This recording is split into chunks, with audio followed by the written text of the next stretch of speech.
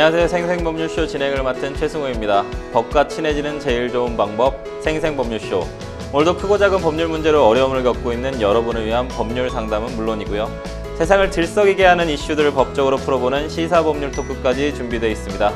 법률과 관련해 궁금한 내용이 있으신 분들은 상담 전화 02-557-8295번으로 연락 주시거나 법률방송 홈페이지에 접속 후 법률 상담 게시판에 문의 남겨주세요. 그리고 아래 하단으로 보이는 이메일로도 상담 문의 받고 있습니다. 각 분야 전문 변호사가 무료로 성심성의껏 상담해드리니까요. 많은 참여 바라겠습니다. 지금 이 방송은 유튜브를 통해서도 실시간으로 함께 방송되고 있으니까요. 많은 시청 부탁드리고요. 유튜브를 통한 소통 창구도 활짝 열어두겠습니다. 그럼 오늘 도움 주실 변호사님 소개해드리겠습니다. 법무법인 상림의 정소영 변호사님 자리하셨습니다. 어서 오십시오. 네, 안녕하세요. 정소영 변호사입니다.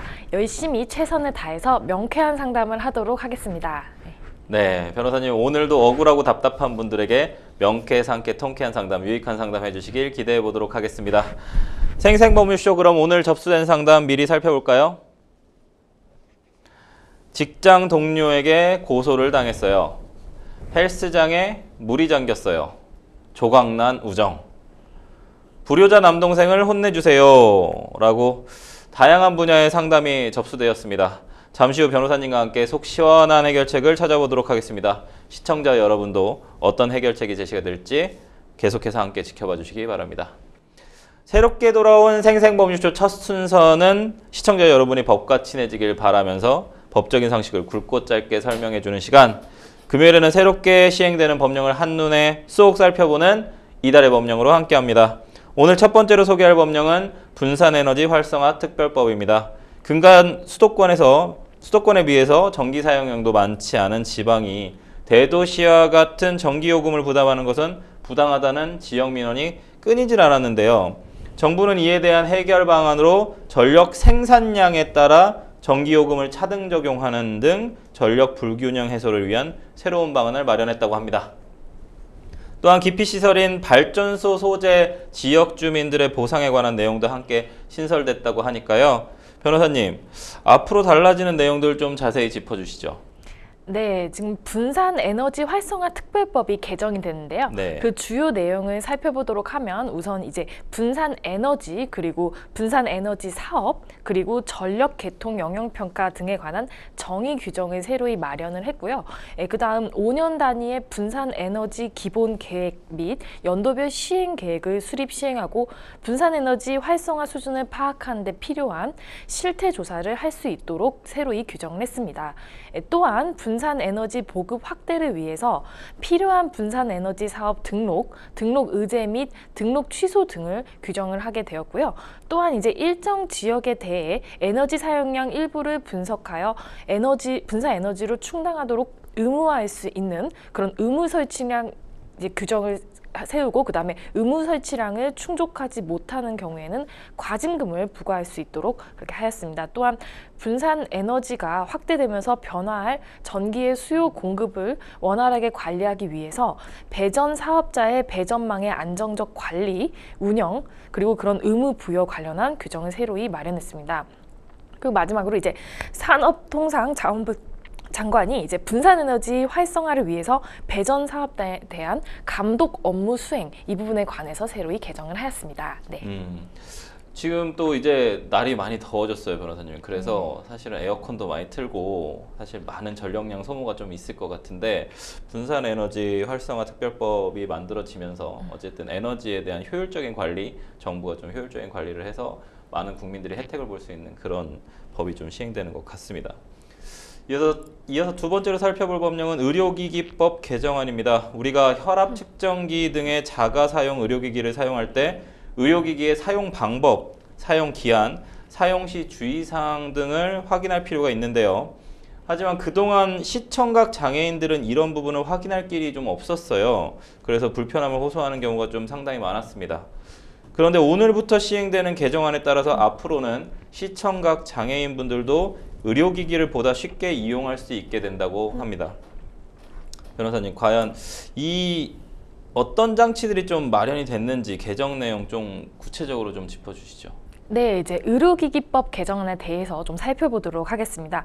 네. 우선은 식품의약품안전처장이 의료기기 제조업자 및 수입업자에게 의료기기의 기재사항 일부를 점자 및 음성, 그리고 수어, 영상 변환용 코드 등을 사용해서 병행 표시하거나 아니면 의료기기 사용 정보를 음성 안내 등 전자적 방법으로 전달하는 그런 기능을 추가하도록 하는 그런 행위를 지금 권장할 수 있도록 하였는데요. 그래서 이제 내년 7월 시행 예정인 약사법 개정안에 따라서 안전상비약품 그리고 식품의약품 안전처장이 정하는 이제 의약품의 용기, 포장, 첨부 문서에 점자 및 이제 음성, 수어, 영상 변환용 코드 표시가 의무화가 됐습니다. 이를 좀 더 구체적으로 살펴보면 이제 시각장애인에 대한 것과 청각장애인에 대한 것을 좀 살펴볼 수 있겠는데요. 일례로 시각장애인 같은 경우에는 제품 포장 주 표시면 오른쪽 상단에 위치한 점자를 통해서 의약품명을 확인할 수 있도록 하게 하고 있습니다. 이 점자 표시 의약품은 점자법에 나온 점자 출판 시설이 검수한 후 시판하는 게 지금 권장 사항이고요. 그 다음에 이제 청각장애인 같은 경우에는 의약품에 기재된 음성, 그다음에 수어 영상 코드를 통해서 효능, 효과, 용법, 용량, 사용상 주의사항 등을 확인하는 게 이제 그걸 가능하도록 하고 있습니다. 그래서 영상 코드 테두리에 적힌 음성, 수어 정보 제공 문구를 통해서 코드 활용법을 알리는 그런 방식이 활용되고 있는데요. 품목 허가를 받은 자 또는 수입자, 그의 상호와 주소, 그리고 원료 약품 및 분량, 그리고 성상 등은 음성 정보로 알 수 있도록 하고 있습니다.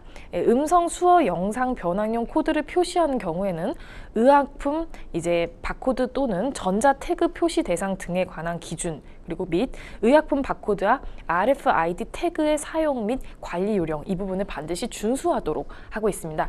그 다음 살펴볼 부분은요. 식품의약품안전처장이 음성, 영상 등 적절한 정보 전달 방법과 기준을 개발하고 또 교육 홍보할 수 있도록 하는 등 이제 현재 지금 시행되고 있는 제도의 운영상 미비점을 개선 보완할 수 있도록 그렇게 규정하고 있는 부분입니다. 네. 그렇군요. 사실 의약품하고 의료기기 관련해 가지고 시청각 장애인 분들은 좀 사용하기가 좀 어려웠을 것 같은데, 시각장애인 분들 같은 경우에는 점자를 좀 활용해서 의료기기나 의약품에 표시를 한다라는 거고요. 그 다음에 청각장애인 분들을 위해서 수어나 어떤 음성 관련된 부분을 제공한다라고 하니까 상당히 편리해질 것 같습니다. 네. 마지막으로 살펴볼 법령은 마약류관리법 개정안입니다. 2023년 약물에 취해 차량을 몰다가 압구정 인근 도로를 지나가던 행인을 치어 숨지게 한 이른바 압구정 롤스로이스 사건과 배우 유아인 씨의 프로포폴 과다 투약 사건, 많이들 기억하실 텐데요. 해당 사건 이후에 치료 목적 외에 마약류를 처방하는 의료진에 대한 문제가 도마 위에 오르기도 했습니다. 이에 정부는 마약 범죄로부터 무고한 시민을 보호하기 위해 의사의 마약 또는 향정신성 의약품 자가 처방을 원천 차단하는 규정을 마련했다고 하는데요. 6월 14일 바로 오늘부터 시행되는 따끈따끈한 법안이니까요. 구체적으로 어떤 내용들이 있는지 좀 알아보도록 하겠습니다. 변호사님, 어떤 내용들이 좀 추가됐는지 하나씩 짚어봐 주시죠. 네, 지금 전체적인 내용을 봤을 때 가장 중점이 되는 부분은 의사의 마약류 셀프 처방을 규제하고 있는 것이 네. 그 주요 내용의 골자인데요. 구체적으로 좀 살펴보도록 하겠습니다. 우선 현행, 지금 기존 법의 현황이 어땠는지를 보는 것이 좀 중요한데요. 네. 기존에 지금 전체 의사 약 10%가 마약류를 셀프 처방을 하고 있었습니다. 의사들의 마약류 자가 처방이 이제 법에 저촉되지 않고 있었는데요. 의료행위나 동물 진료를 목적으로 한 마약 향정신성 의약품을 투약 제공 처방할 수 있는 사람이 이제 의사 등 마약류 취급 의료업자만으로 정하고 있지만, 이러한 의사 등 마약류 치료 의료업자가 자신에게 스스로 마약류를 처방하는 것에 대해서 법적 제재가 없었기 이제 그런 상황이었었습니다. 그래서 자연스럽게 이제 의사의 마약류 자가 처방에 대한 점검과 제재가 상당히 미흡했고요. 그래서 지난 3년간 식약처가 의료용 마약류 자가 처방을 점검한 인원은 이제 2020년부터 시작해서 총 61명 정도밖에 되지 않았습니다. 이 가운데 수사를 의뢰를 한 경우에는요, 이제 2020년엔 9명, 그리고 2021년에는 5명, 그리고 2022년에는 14명으로 총 38명밖에 없었습니다. 하지만 지금 의학적 관점에서는 이런 마약류는 중독을 일으킬 수 있기 때문에 상당히 위험한 물질인데요. 이제 한 정신과 의사가 말하길 마약이 단 한 번이라도 몸속에 들어오면 과대하게 증폭된 어떤 도파민, 이런 비정상적인 경험을 하게 되기 때문에 이것 때문에 비정상적으로 활성화된 신경회로가 중독을 이렇게 좀 일으키게 됩니다. 그것 때문에 상당히 마약은 위험한데요. 그래서 이제 의사의 마약류 셀프 처방을 규제한 내용인 이제 이번에 마약류 관리에 관한 법률 시행령 개정이 이제 이루어지게 된 겁니다. 그래서 내용을 좀 더 자세히 살펴보면요, 이제 마약류 취급 이제 의료업자가 특정한 마약 또는 향정시설 의약품을 기재한 처방전을 발급하는 경우에 원칙적으로 종전의 투약 내역을 확인하도록 하고, 또 해당 투약 내역 확인 의무를 이행하지 않는 경우에는 그 마약류 취급 의료업자에 대해서 500만 원 이하의 과태료를 부과하도록 그렇게 개정을 했습니다. 이 투약 내역 확인에 대해서 좀 더 살펴볼 것들이 있는데요. 그 확인해야 되는 대상은 펜타닐, 그리고 그 염류고요. 그 만약에 이제 말씀드렸듯이 투약 내역을 확인하지 않고 처방전을 발급할 수 있는 어떤 긴급한 사유가 있는 경우도 있을 수 있는데요. 이 경우에는 이제 오남용의 우려가 없도록, 또 이제 암 환자의 통증을 완화하기 위한 경우, 이런 특수한 경우에만 가능하도록 정하고 있고요. 또 투약 내역 확인 의무 위반에 대해서 아까 말씀드렸던 과태료를 부과하는데, 이에 대해서는 이제 그 부과 기준을 제대로 개정해서 정하고 있습니다. 네. 우리나라가 사실은 마약 청정국으로 상당히 유명한데요, 변호사님. 근데 이제는 거의 뭐 마약이 중고등학생들 혹은 청소년들에게까지 좀 영향을 미치고 있는 그런 좀 안타까운 상황이 된 것 같습니다. 특히나 아까 얘기해 주셨던 펜타닐이라는 부분은, 펜타닐이라는 마약은 필라델피아, 미국의 필라델피아의 좀비 도시나 요즘에 뭐 LA도 상당히 좀 문제가 많이 되고 있는데, 많은 부분들에 대해서 아까 한 번 마약을 접하면 그 이후에 계속 신경이 마비돼서 사실상 약간 좀비 행위처럼 하고 다니는 그런, 또 마약을 계속 찾게 되는 그런 부분들이 있는데요. 이게 마약류 관리법이 좀 개정이 되면서 좀 더 강한 처벌을 통해서 우리나라가 다시 마약 청정국이라는 이미지를, 혹은 아니면 그런 얘기를 좀 다시 찾을 수 있었으면 좋겠습니다. 지금까지 새롭게 시행되는 법률을 살펴보는 이달의 법령 함께 했습니다. 여러분은 지금 생생법률쇼와 함께하고 계십니다.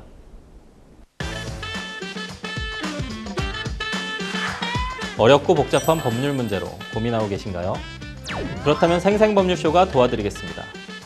생생법률쇼에선 민사, 형사, 가사 등 각 분야 전문 변호사들이 매년 800여 건의 법률 문제를 속 시원하게 해결해드리고 있는데요. 그럼 무료로 법률 상담을 받을 수 있는 3가지 방법, 지금부터 소개합니다.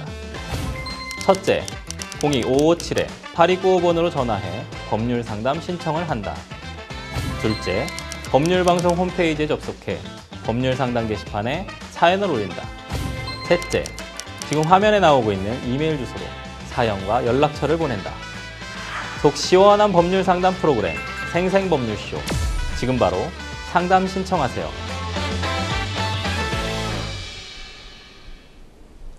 네, 지금부터는 생생법률쇼가 자랑하는 성신성의 무료 법률 상담 진행해 보도록 하겠습니다. 전화 연결되어 있는데 받아보겠습니다.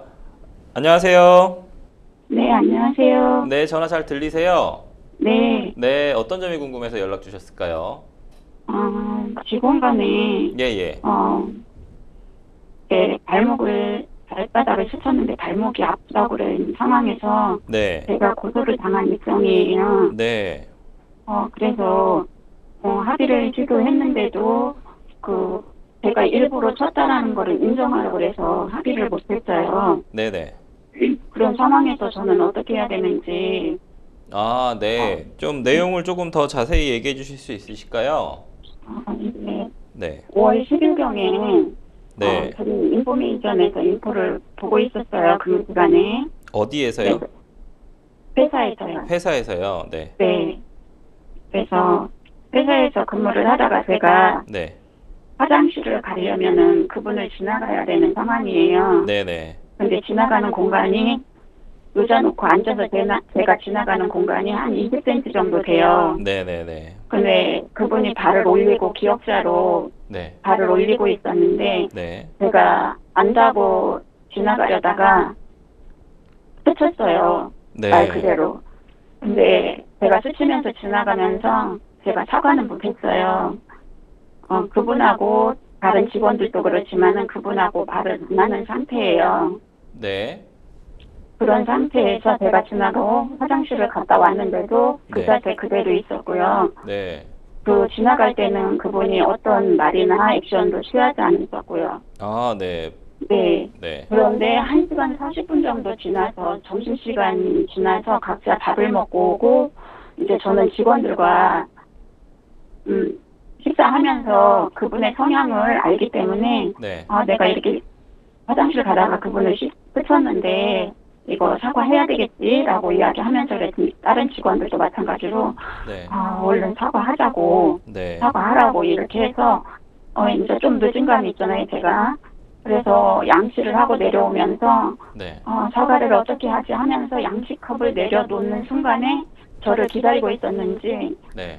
다리가 아프다고 그러면서 막 소리를 지르더라고요. 네. 그래서 왼쪽 다리가 아프다고 선생님 저는 오른쪽 다리를 스쳤는데요 라고 하니까 왼쪽 다리라고 하면서 소리 지르는 거예요. 네. 그러냐고 그럼 미안하다고 그랬더니 왜 인자서 사과하느냐고 그러더라고요. 늦게 사과해서 그것도 미안하다고 네.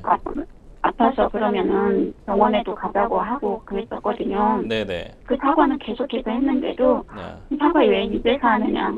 늦게 해서 미안하다. 다른 직원들 불편하지 않게 저는 진짜 막 최선을 다해서 사과를 했거든요. 네.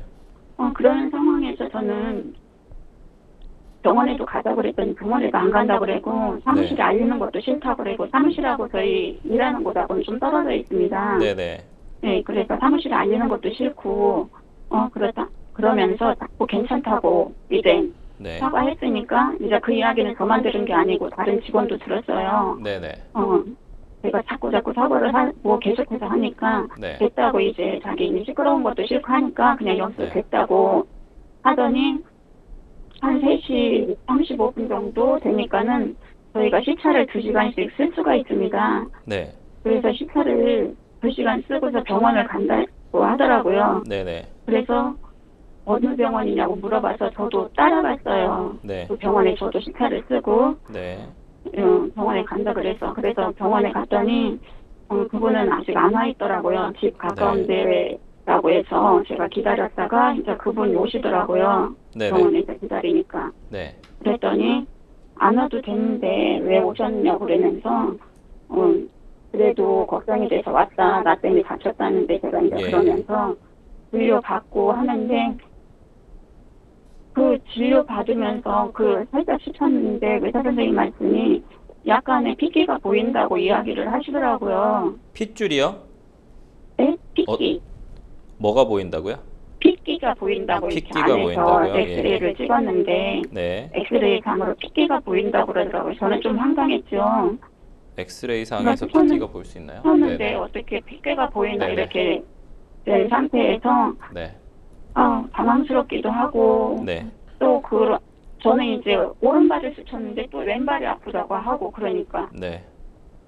그래가지고서 본인이 또 제가 착각했나 하고 그때 상황에서는 당황하니까 병원에도 같이 가고 했었는데 예예. 의사 선생님도 그렇게 말씀하시고 하는데 나중에는 네. 그러면 이렇게 이 치료가 다 나으려면은 예. 어느 정도 시일이 걸리냐고 했더니 2주 정도 걸린다고 하시더라고요. 네, 2주 정도 걸려요. 예. 그래서 2주 정도 걸린다고 그래서 이제 진단도 그렇게 내릴 수 있다고 말씀도 해주시고 네. 그래서 그분 치료하고 약까지 타는 것까지 제가 다 결제하고 네. 나와서 그분이 그러더라고요. 이제 여기까지 하자고 네. 본인 이제 됐다고 하면서 여기서 우리 둘이 개인적인 일이기 때문에 마무리하자고 네. 그분이 그랬어요. 네. 그래서 진짜 내가 미안하고 또 다시 사과하면서 마음 상해하지 말라고 절대 일부러 그런 거 아니라고 네네. 그분은 계속해서 저한테 일부러 그런 거 아니냐고 계속해서 그러시는 거예요. 네. 제가 그분하고 일하면서 말만 안 하지 감정이나 이런 거는 없었거든요. 네네. 그러니까 그래서 저는 너무너무 황당하기도 하고 그래서 그럼 여기서 마무리하자고 예. 고맙다고 하면서 이제 집에 데려다 준다고 하니까 본인이 그냥 걸어가겠다고 네. 그래가지고서 계속해서 권유를 했지만 본인이 그냥 다른 데 들릴 때도 있고 해서 예. 그냥 집으로 간다고 그러고 그렇게 헤어졌거든요. 진짜 오면서 네. 친절한 마음으로 기도하면서 왔어요. 네.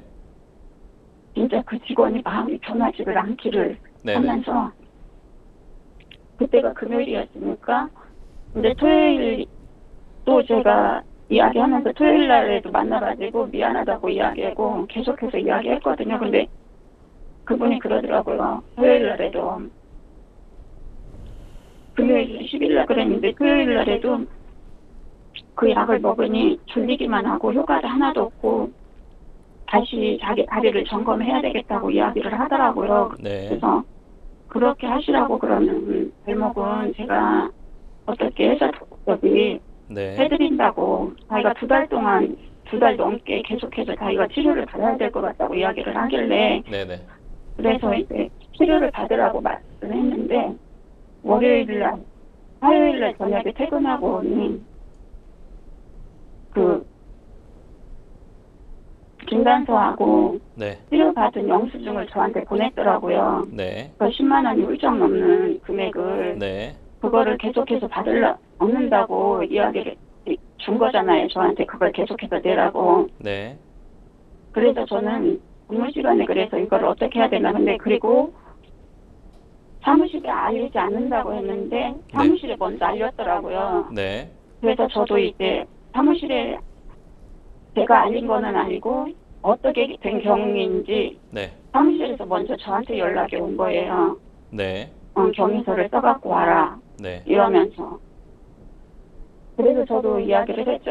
이렇게 된 상황에서 금액을 이렇게 많이 보내고 직원 간에 근무 시간에 일어난 일을 제가 다 부담해야 되는지 이제 이야기를 했죠. 네. 할 때 이제 사무실에서도 그러면 산재를 한번 알아보자 라고 이야기해서 산재로 이야기를 했었거든요. 그래서 제가 산재로 한번 하면 어떠냐라고 이야기를 하려고 하면서 산재를 알아보자라고 이야기를 하려고 했는데 산재가 당신 용돈이냐고 하면서 사태질을 해가면서 또 소리 지르는 거예요. 뭐요? 말씀. 산재. 삼재요? 산재. 산재. 예. 예. 네, 말씀하시죠. 네. 네, 산재 신청 이렇게 네. 하면 어떻겠냐고 그랬더니 산재가 무슨 당신 용돈이냐고 하면서 네네. 소리를 지르면서 삿대질을 해가면서 막 진짜 저한테 무슨 모멸감을 주고 돈을 왜 안 주느냐고 하면서 오전 내내 저를 볶는 거예요. 네. 상담자님, 저희가 네. 시간 관계상 계속 다 들을 수는 없을 것 같고요. 그래서 지금 어쨌든 스친 거로 좀 뭔가 좀 석연치 않은 부분들이 좀 있는 것 같습니다. 지금 네. 옆에서 네. 정소영 변호사님께서 듣고 계셨거든요. 정소영 변호사님하고 인사 나누시고요. 계속 얘기를 좀 이어가도록 하겠습니다. 네. 네, 변호사님 인사하시죠. 네, 안녕하세요. 네. 네. 일단 가장 중요한 게 부딪혔던 부분이 오른발이었던 걸로 기억을 저는 하시는데 오른발을 스쳤는데 그분이 네, 왼발이라고 왼발이라고? 하는데 저도 착각한 것 같아서 확실하지는 않아요. 저도. 근데 그 옆에 다른 분들이 계셔서 보신 거 아니에요? 다른 분들은 조금 밖에 있고요. 제가 나가면서 발목만 슬쩍 비켜줘 하면서 제가 먼지를 털고 갔거든요. 네. 제 바지에 무슨 먼지를. 네.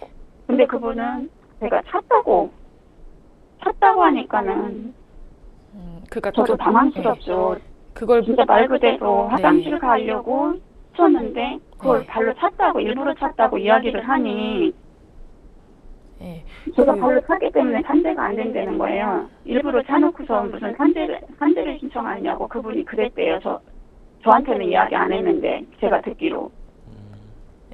지금 산재는 약간 좀 논점이 다르고요. 지금 시점에서는 일단 이게 뭐 CCTV가 있다거나 아니면은 그 부분을 목격했거나 이런 분은 지금 없는 사안이신 거네요. 네, 아무도 없었어요. 근데 이제 제가 나가면서 다른 직원이 밖에 있었거든요. 제가 화장실 지나가면 그 밖을 지나가야 돼서 네. 화장실 지나가면서 발목만 슬쩍 삐껴서 스쳤어. 그러면서 이렇게 먼지를 털면서 그랬더니 그 직원이 이렇게 뒤로 와서 이렇게 살짝 보니까 그냥 그 자세 그대로 앉아 있었어요. 제가 화장실 갔다 와서도 그 자세 그대로 앉아 있었고요. 아, 그러면 그분이 좀 증언 같은 걸 해주실 수 있긴 하네요. 그 이후 상황에 대해서. 네. 잘 안 들려요. 그러니까 지금 어쨌든 그 함께 화장실에 있던 직원분이 그 스친 이후에 그 지금 이 고소하신 직장 동료분이 다쳤음에도 불구하고 그냥 가만히 있었다, 별다른 반응 없었다, 이 부분을 증언을 해주실 수는 있는 사안이라고 하겠네요. 그렇죠? 네. 그렇죠. 네. 근데 일단 제가 알기로 지금 경찰 피해자 신문 조서를 이미 조사를 한번 한 걸로 알고 있어요. 맞으세요? 네. 과실치상으로 고소를 당했네요. 예, 과실치상 혐의로 지금 이제 네. 피해자 신문 진행하신 거 맞나요? 과실치상? 네. 거기서 지금 진술하신 게 굉장히 중요한데, 네. 예, 이게 사실 피해자 신문에서 어떻게 했는지가 지금 조금 많이 중요한 사안이시긴 하거든요. 예, 거기서 혹시 뭐라고 진술하셨을까요?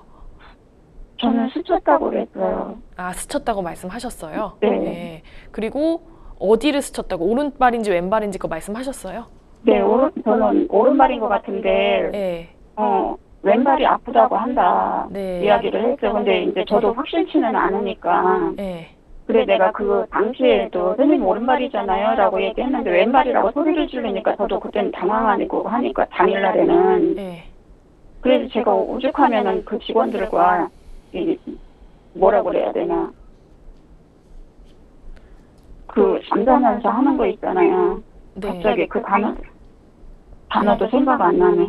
예. 근데 어쨌든 그리고 그 얘기 하셨을까요? 그 화장실에 있던 다른 직장 동료분께서 네. 그 지금 고소한 고소인이 그 스친 이후에 직후에 별다른 반응 없이 가만히 있었다. 이 부분 봤다고 얘기하셨어요, 혹시? 네. 아, 그 얘기도 잘 하셨네요. 네. 예, 그러면 조사는 그래도 별 무리 없이 잘 하신 것 같고요. 네. 지금 사안에서 지금 그 고소인이 고소하신 분이 전화해서 이제 일부러 스친 거 인정해라. 이거는 예, 고의를 입증시키려고 일부러 그렇게 말을 하는 상황인 거거든요. 절대로 거기에 응하셔가지고 예, 뭐 일부러 했다 이런 말씀 하시면 안 되는 사안이시고요. 예. 그리고 사실 이게 과실치상으로 한 거면 상해라서 이게 합의를 한다고, 그러니까 폭행이 반의사 불벌죄라서 합의한 경우에 이제 그 처벌불원으로 해서 되는 것이지, 상해죄 같은 경우는 반의사 불벌죄가 아니기 때문에 뭐 이제 물론 이제 합의하면 당연히 그 영향이 없진 않겠지만 꼭 이제 합의가 막 결정적인 사안도 아니고, 무엇보다 합의라는 것 자체가 범죄가 있다는 걸 전제로 합의를 하는 거라서 예, 지금 사안 같은 경우는 사실 범죄로 인정되기 굉장히 여러 가지로 어려운 부분들이 있거든요. 분명히 오른발을 스쳤는데 예, 근데 왼발이 아프다고 한 점, 예, 그리고 말씀하신 대로 이게 그렇게까지 아팠다면은 그 즉시 뭐 반응이 있었을 텐데 예, 그때는 반응이 없다가 갑자기 좀 나중에 이렇게 좀 아프다고 하면서 뭐 이렇게 얘기했다는 점, 이런 부분들 봤을 때 조금 이제 여러 가지로 애매한 부분이 있죠. 예. 그런데 그런 부분을 일단 얘기하신 건 잘 하신 거고, 이제 앞으로 어떻게 진행될지가 좀 궁금하시고 어떻게 해야 될지 이런 부분들이 좀 궁금하실 것 같은데, 예. 지금 사안 같은 경우에는 이제 경찰에서 지금 이거 되게 단순한 이제 이제 가시치상 사건, 되게 단순한 간단한 사건이라서 경우에 따라서는 조사를 뭐 더 할 수도 있겠지만 뭐 안 할 수도 있고, 제가 봤을 땐 그럴 것 같고요. 이게 이제 송치가 되냐 안 되냐가 이제 관건인 사안인데요. 예, 이 경우에 사실 저희가 이제 통상 경우에 구성 요건 해당성 자체가 없는 경우에는 그런 경우 불송치가 많이 나와요. 그러니까 이게 무슨 말이냐면은 이제 지금 같은 경우는 어쨌든 과실치상이라고 하면 이제 신체 유형력에 의해서 상해가 있었는지 없었는지 이제 이게 중요한데, 이런 것 자체도 없었다면은 불송치가 될 가능성이 되게 높고, 구성요건 해당성은 있는데 사후에 위법성 조각 사유 같은 거를 주장하는 그런 사안이면은 일단 송치는 좀 되는 경우가 많거든요. 근데 제가 봤을 때는 일단 송치가 안 될 가능성도 충분히 있는 사안인데, 이 부분 관련해서 의견을 좀 명확하게 피력을 해주셔야 되는 부분이 있어요. 어떤 거요? 예, 지금 제가 말씀드렸던 사실 어떻게 보면 아주 가볍게 스친 거였다는 거잖아요. 네, 그런 부분들 아주 가볍게 스친 것이고, 그리고 분명히 오른발을 스쳤고, 예, 그리고 그 스침을 해서 이런 상해가 발생했다고 보기는 어렵다, 이런 부분들. 예, 그분이 그쪽 왼쪽 다리가 아픈 다리라고 이야기는 했었어요. 네, 아무튼 그런 부분들을 좀 잘 정리를 해주시는 게 필요할 것 같고요. 네, 일단은 이 정도 말씀을 드릴 수밖에 없을 것 같습니다. 네. 아, 그런데 저기 한 가지 더 물어보고 싶은 거는요. 경찰에서 어저께 조서받으면서 그 얘기를 하더라고요. 그러면 예. 스쳐가지고 그분이 다리가 다쳤다고 하는데 그건 인정하느냐고 그래서 제가 스친 거는 인정한다고 얘기를 했어요. 예. 그러니까 다친 거에 대해서도 저는 오른발인데 그분이 아프다고 하니까 그거는 제가 스친 거는 인정한다고 했거든요. 그거는 괜찮은가요? 그러니까 스친 것만 인정한다고 했지 그게 스쳐서 그러니까 이제 경찰이 좀 이제 그런 질문했을 때가 대답을 잘 하셔야 되는데 스친 네. 것만 인정한다고 하셨잖아요. 그렇죠? 그것 때문에 다쳤다. 이제 이게 인과관계인 건데 그것까지는 잘 모르겠다는 취지로 답변을 하신 것 같아요. 예. 그래서 괜찮으신 것 같고 이게 지금 피해자 신문하신 내용은 저희 네. 정보 공개 청구를 해서 다 받아보실 수 있긴 하거든요. 그러니까 저는 그렇게 저기를 안 하고 네. 잘 기억은 안 나요. 근데 어제도 너무너무 떨리고 그래서 그분이 아프다고 하니까 네. 제가 스친 거는 인정한다. 다친 거에 대해서는 다쳤다고 하니 그분이 다쳤다고 하니 그거는 인정한다고 그랬어요. 스쳤다고. 네. 그래서 그거는 괜찮은 건지. 뭐 그것까지 막 너무 그렇게 세세하게 문제될 사안은 아니시긴 합니다. 네. 그래요? 예. 그래서 저는 이거를 네. 진짜 막 경찰에도 처음 가고 이런 상담도 지금 처음이라서 지금 되게 상담자님께서 긴장되는데요. 경찰서도 다녀오고 네. 뭔가 되게 지금 목소리도 막 어떻게 해야 떨리시는 되는지. 걸 보면 네. 엄청 지금 되게 압박을 받고 계신 것 같고 네. 속상하신 것 같고 억울한 부분이 좀 있는 것 같은데 사실은 저희가 이제 뭐 변호사님이랑 변호사로서 좀 얘기를 좀 해보자면 네. 사실 여보세요? 네 여보세요 네. 들리시죠? 잘 안 들려요. 저희 네. 그 상담을 네. 혹시 뭐 질문하실 거 있으시면 하나 더 하시고 네. 저희가 이제 시간 관계상 제가 이제 상담은 마무리하고요. 제가 네. 그 변호사님하고 얘기를 좀 더 나눠서 우리 네. 상담자님한테 좀 도움이 될 만한 내용들 좀 얘기를 좀 드리겠습니다. 네. 네, 그러니까 저 혹시 하나 더 네 질문 하나 하시죠. 여쭤볼게요. 예예예. 제가 그래서 계속해서 시달림을 받다가 예예. 뒷골도 땡고 지금 혈압이 떨어지지가 않은 상태예요. 네. 그래서 막 어지럽고 출근하다가 네. 넘어져가지고 저 갈비뼈와 꼬리뼈가 지금 골절된 상태에서 제가 입원했다가 얼마 전에 퇴원했어요. 네. 그런 상황은 어떻게 되는 건지 제가 막 머리도 터질 것 같아서 신경정신과도 잠깐 다녀왔고요. 이 사건과 연결돼서 이제 본인이 네. 좀 다치게 되셨다. 네. 이 네. 부분에 대한 뭐 피해 보상이나 어쨌든 뭐 네. 이런 거 받을 수 있느냐에 대한 질문인 것 같습니다. 그러니까 사실 지금 이 사안에서 다치신 것 자체 때문에 뭐 피해 보상을 받으시고 이럴 수 있는 사안은 아니고요. 네, 좀 분리되는 상황이고 다만 이것 때문에 좀 충격을 받으셔서 이런 일까지 있었다 이렇게 참고 사항으로 이제 경찰 단계에서 말을 해볼 수 있는 그런 정도 사안으로 보이긴 합니다. 만약에 실제로 그 이게 말도 하기는 했어요. 네. 실제로 만약에 이게 무고죄에 해당되거나 한다면 네. 뭐 위자료 청구를 한다거나 손해배상 네. 청구를 할 수는 있겠죠. 상대편은. 네, 물론입니다. 이제 만약 무고죄가 이제 만약에 추후에 일단 이 사건 정리되고 나서 무고죄 고소하실 수도 있는데 그때 분명 그때는 이제 그 손해배상으로 함께 하실 수 있는 사안이시긴 할 네. 겁니다. 네. 상담자님 저희 방송이 네. 유튜브로도 재방송으로 또 보실 수 있으니까요. 혹시 안 들리시는 부분이 있으면 재방송으로 언제 다시 한번 아니나? 봐주시고요. 네. 재방송으로 다시 봐주시고 오늘 상담은 여기까지 마무리하도록 하겠습니다. 저희가 이 네. 전화 상담 끊고요. 그 다음에 제가 네. 변호사님이랑 해결책에 대해서 좀 더 얘기를 해볼 테니까요. 그 네. 방송 다시 한번 지켜봐 주시기 바랍니다. 네, 감사합니다. 네, 전화 주셔서 감사합니다. 네. 네. 상당히 그냥 쉽게 끝날 수 있는 사안, 약간 좀 스쳤다. 네. 지금 이제 물론 상담자님 주장입니다만, 네. 과연 이게 고의적으로 때렸냐? 아니면 진짜로 과실로 그냥 스친 거냐에 따라서 완전히 갈리는 사안인 것 같아요. 근데 그냥 스치는 정도로 했으면 그게 아무리 뭐 고의가 아니라 과실로 그냥 뭐 조금 강하게 때렸다 하더라도 민사로 그냥 배상하고 끝날 사안이잖아요. 그러면 치료비 해주고 그 다음에 뭐 일실 손해 발생하면 일실 손해 배상해주고 이러면 끝날 것 같은데 지금 형사고소까지 상대방이 했어요. 제가 이제 좀 궁금한 점은 사실 지금 부딪혔을 때 네. 뭔가 느낌이 이상함을 느꼈다라는 것은 네. 그리고 가서 사과까지 했다라는 건 네. 우리 상담자님도 뭔가 지금 이게 상대편이랑 그 기존에 뭔가 서로 사이가 안 좋았다든지 아니면 그 사람이 뭔가 문제 제기를 할 것 같다라는 거를 알았던지 이런 부분도 좀 약간 느껴지거든요. 그래서 만약에 그런 고의성 관련된 부분이 조금 계속 문제가 되고 있는 것 같고요. 네. 그다음에 이 부분이 조금 이해가 안 되는 게 뭐 아까 엑스레이로 뭐 피멍이 네. 보인다 이런 건 네. 말이 안 되잖아요. 네. 그리고 2주 정도의 안전가려면 통상적인 그냥 찰과상 네. 정도 아니면 멍이 들어서 그냥 해결이 되는 문제인데 네. 좀 상대편도 악의적으로 뭔가 음. 이 상담자님을 좀 고의적으로 좀 고소도 하고 민사소송 청구한 것도 같거든요. 네. 이 부분에 대해서 좀 잘 해결할 수 있는 방법이 뭐가 있을지 변호사님께서 좀 한마디 네. 더 해주시죠. 이게 지금 제가 실무에서 이제 이런 유사한 사안이 굉장히 많거든요. 생각보다. 물론 이제 변호사님께서 지적해 주신 대로 좀 네네. 감정 싸움이 사전에 있어서 그런지 특히 네. 이런 문제가 합의한다고 뭐 잘 되지 않는 경우도 굉장히 많고요. 네네. 이제 가장 중요한 건 이제 말씀하신 대로 고의인데요.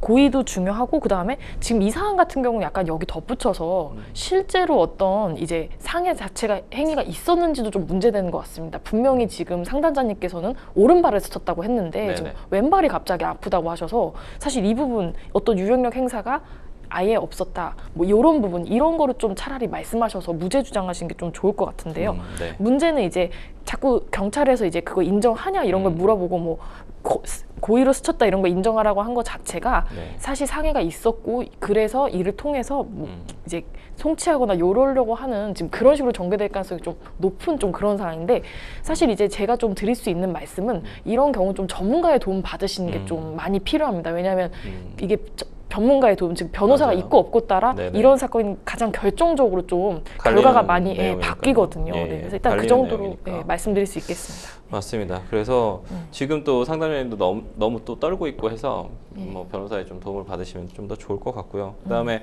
사실 뭐 치료비를 한다든지 아니면 좀 합의가 된다고 하면은 뭐 기소유예 처분으로 끝나는 경우도 있을 수도 있어서 예. 그 부분도 좀 이해하셨으면 좋겠습니다. 저희는 전화 상담 여기까지 마무리하고요. 저희는 이메일로 들어온 시청자분들의 상담 내용 진행하도록 하겠습니다. 어떤 내용 들어왔는지 한번 볼까요? 저는 17년 경력의 헬스 트레이너입니다. 그동안 프리랜서 강사 생활을 하다가 드디어 제 샵을 오픈하게 되어서 작년에 상가 건물 지하 1층을 임대해서 헬스장을 오픈했습니다. 오픈한 지 이제 6개월 정도 됐는데 어느 날 출근을 해보니까 발목이 잠길 정도로 물이 차올라 헬스장이 물바다로 변해서 버렸습니다. 헬스기구 다리 부분이 모두 물에 잠겨 있었고요. 급하게 물을 퍼냈지만 이미 물이 찬 지 오래됐는지 밤사이에 기구가 물을 먹어서 이리저리 뒤틀리고 녹슬어 버렸습니다. 물이 천장에서 흘러내렸는지 벽 인테리어도 변색되고 엉망이 되었고요. 처음에는 샤워장에 회원분이 물을 틀어놓고 간 줄 알았습니다. 나중에 보니까 원인은 1층 삼겹살집이었는데요.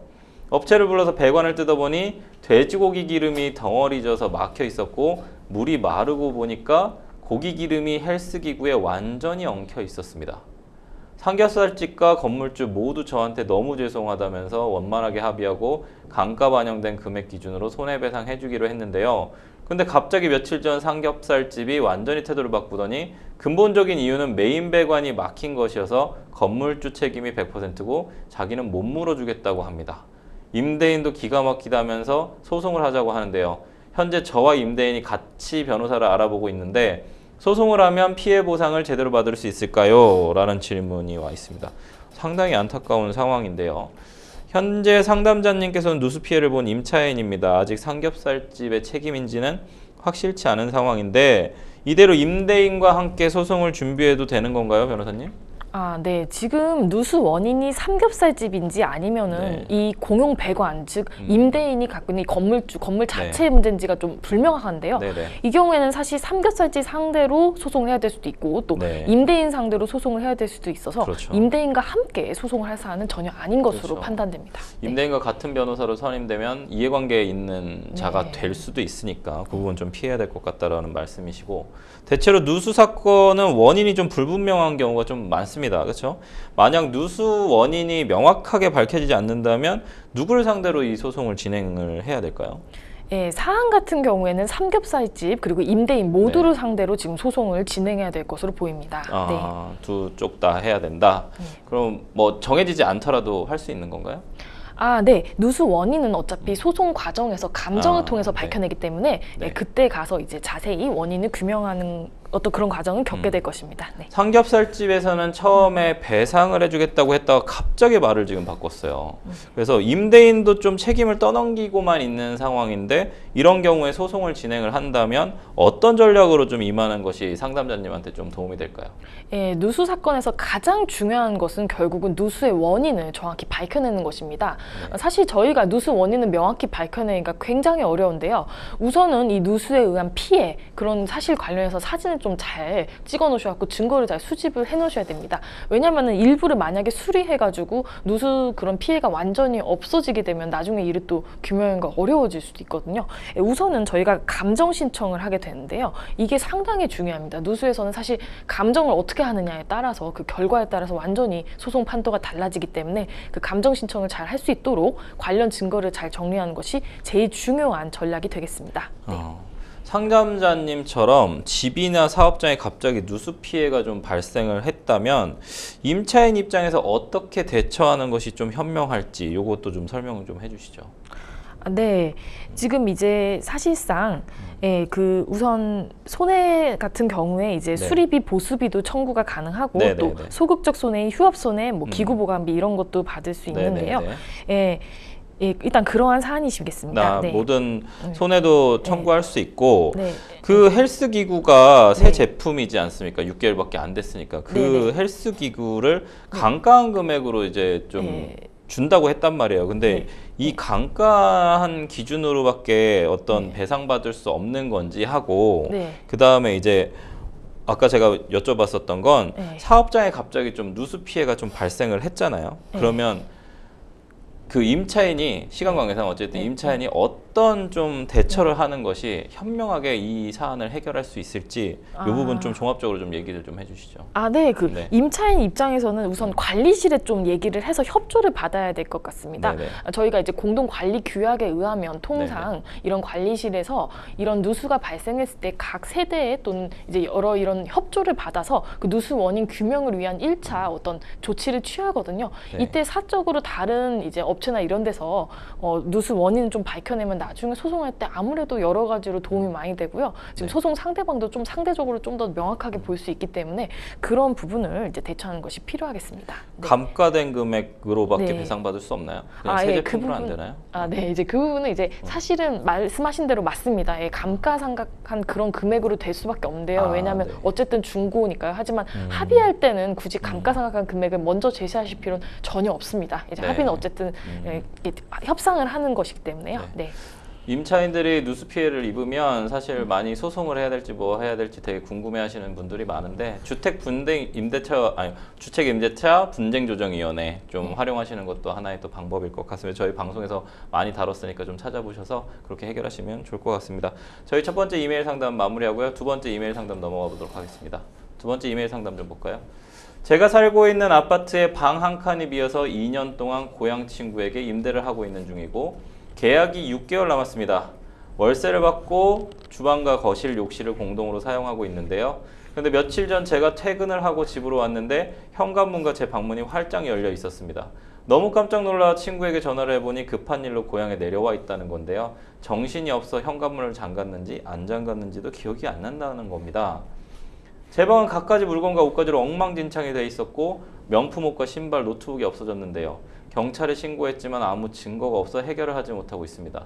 친구는 본인에게는 잘못이 없다며 오히려 도둑이 들어서 무섭다며 이사를 나가겠다고 합니다. 제가 속이 시커먼 건지 계속 친구가 의심이 가는데요. 친구가 범인이 아니라고 해도 어느 정도의 책임은 있는 게 맞지 않나요? 참 속상합니다.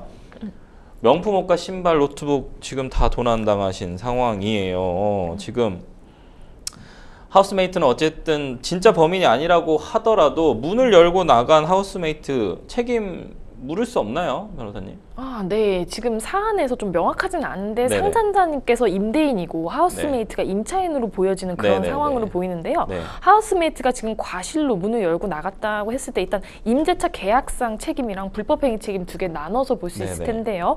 임대차 계약상 하우스메이트한테 문단속을 할 주의의무까지 직접적으로 인정되지는 좀 않을 수가 있어서 네. 어떤 이제 임차인의 일반적인 주의의무 위반 요 정도로 해서 이제 손해배상을 이렇게 이렇게 주장을 해볼 수는 있지만 좀 쉽진 네. 않을 걸로 보이고요. 또한 하우스메이트가 실제 범인이 아니라고 한다면 사실상 불법행위 손해배상 청구는 어려울 것으로 보입니다.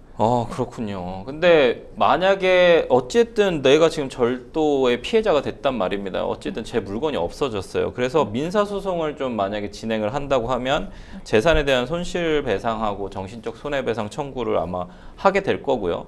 하우스메이트는 좀 역으로 이 부분에 대해서 자기 억울할 테니까 명예훼손이나 무고죄로 좀 상담자를 상대로 좀 소송을 진행할 가능성도 있어 보여요. 그래서 이 두 가지가 경합될 것 같은데 상담자님 입장에서 소송 시에 뭔가 준비해야 될 사항하고 주의할 점 있는지 그것 좀 짚어주시죠. 네, 우선 재산상 손해배상 청구를 진행하는 경우에 이런 사안 같은 경우 도난 사건 관련해서는 재산상 손해는 충분히 배상받을 수 있는데 위자료 같은 경우 좀 받으시기 어려우실 수 있고요.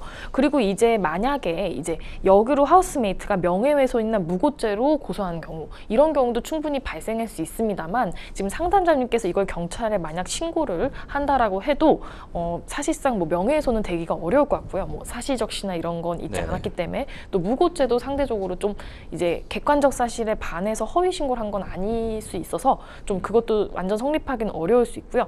가장 이제 주의해야 될 점은 이제 사안 같은 경우에 이제 아까도 말씀드렸듯이 임대차 계약성 직접적으로 정한 게 없더라도 어떤 현저한 주의무 위반으로 손해배상 청구를 좀 해볼 수는 있는 좀 그런 사안이긴 한데요. 만약에 별도로 둘이 약정을 한 게 있다면 그거에 기해서 그러니까 문단속에 애초에 하기로 했다거나 이런 서로 약정 정한 게 있으면 그거에 기해서 사실 손해배상 청구도 할 수 있었던 사안이긴 하거든요. 그래서 이런 부분들 잘 정리하셔서 대처하시는 게 좋을 것 같습니다. 네. 네, 잘 참고하셔가지고 진행하셨으면 좋겠고 저희는 두 번째 이메일 상담 마무리고 세 번째 이메일 상담 넘어가도록 하겠습니다.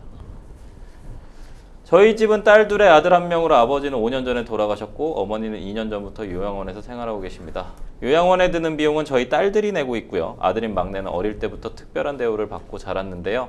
근데 얼마 전 저희 자매들에게는 이야기하지 않고 어머니의 가게에 막내 남동생에게 징여되었다는 사실을 알게 되었습니다.